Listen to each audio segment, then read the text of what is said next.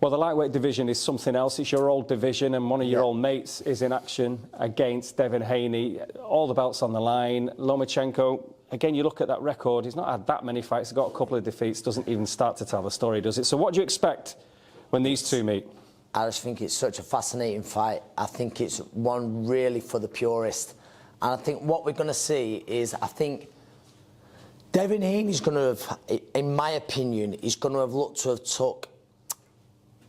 take some kind of blueprint from Teofimo Lopez. They're very similar in stature, size. When you look at them, there was both huge lightweights. Lomachenko could still make super featherweight, in a lot of people's opinion, at least.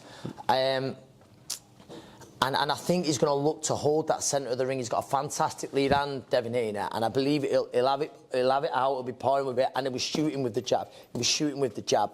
And I think I think he's going to wait for Lomachenko to come to him.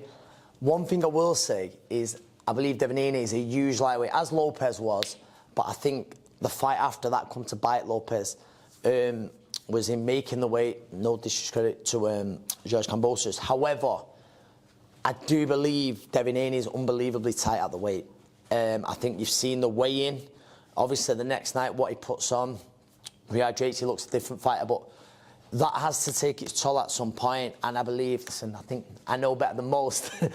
Lomachenko is a nightmare to face, but I just believe those angles, when it's someone, thinking makes you tired. Thinking makes you tired. And when you've got to be so disciplined, so focused, if you've been that bit tight at the weight, it's going to be horrible. It's going to be horrible. It really is. And I just believe we're going to see one more great performance from Lomachenko. I do. And I'd like to say, I expect Haney to having that pouring that lead hand out and just shooting it down. And he'll be looking for the backhand or maybe bowling the shot up when Lomachenko comes in. But I think you're talking about a man in Lomachenko with some of the best footwork we've ever seen in boxing. And I just believe, I don't want to try and do it, but I just believe he's going to be dipping, and it's going to be hard for Haney to gauge the distance.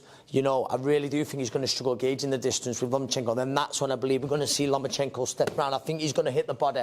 I think Lomachenko's going to hit the body, and he hits the body a lot better than giving credit for. Again, and no first time, but I think he's going to be looking to go round.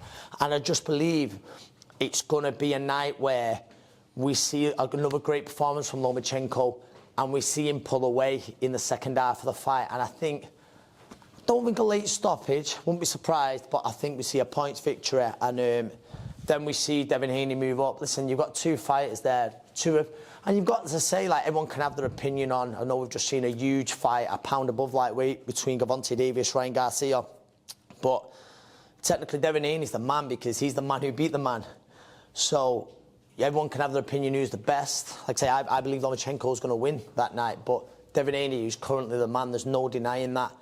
And obviously there's another guy, superstar coming from the US, called Shakur Stevenson, who could end up being the best of the lot, in a lot of people's opinion. But I just think that night, one last time we're going to see the movement, the footwork of Lomachenko, see him home, probably on points, could even be a late stoppage.